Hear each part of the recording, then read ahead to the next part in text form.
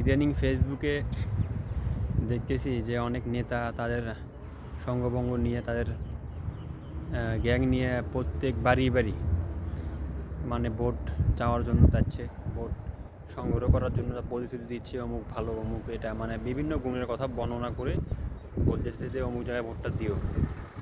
মানে তারা নিজেরা বাড়িতে গিয়ে গিয়ে ফ্যাসিলিটিগুলো বর্ণনা করতেছে। এই লোকেরাই যখন নির্বাচনটা শেষ হয়ে যাবে, যখন ক্ষমতা আসবে, যে কোনো দলে হোক, যে দলে আসুক, জামাত আসুক, বিএনপি আসুক, এনসিপি আসুক, ক্ষমতায় যাওয়ার পরে এদের এই চরিত্রটা পুরোটাই চেঞ্জ হয়ে যাবে। তখন আপনার মতো আমার মতো তারা সাধারণ নাগরিক একটা সুবিধা নেওয়ার জন্যে দিনের পর দিন জুতে ক্ষয় করবে, অথচ দেখা পাওয়া যাবে না। এই হলো বাংলাদেশের রাজনীতি। তো এই জন্য আমি রাজনীতি নিয়ে কোনো কথা বলি না।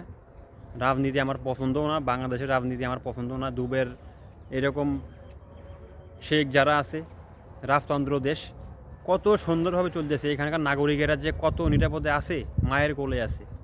তো আমি এটাকে সমর্থন করি, রাজতন্ত্রকে। আর বাংলাদেশের যে গণতন্ত্র রাজনীতি, এটা হলে মানুষ মারা কল। এখানে যত কিছু সিস্টেম চালু হোক, মানুষ ঠিক করার জন্যে ক্ষমতা যদি 100 জন লোকের হাতে থাকে, তখন 100 জন লোকের মেন্টালিটি 100 রকম। 100 জনের নিচে উপরে ডানে বামে কত লোক থাকে, তখন আরও 500 লোক, এরাই শুধু ক্ষমতা ভোগ করবে।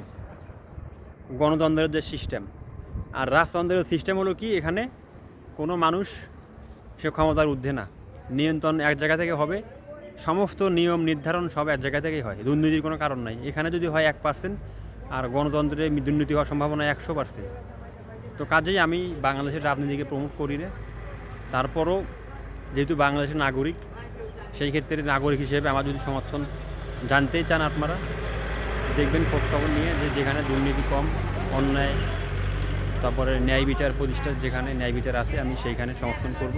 সেটা যে দলে হোক। কোনো দল আসলে দল কাজ করে না, কাজ করে হলো মানুষ। যে মানুষগুলো ভালো, যে মানুষগুলো সৎ, যার নেতৃত্বে 10 জন লোক ভালো থাকবে, নিরাপদ থাকবে, তাকেই সমর্থন দেবো। দল কাজ করে না, কোনো দলের সমর্থন নেই। ভালো মানুষ সমর্থন করো, আর যে লোক ভালো তার সাথে থাকো, বাস, আমার কথা ক্লিয়ার।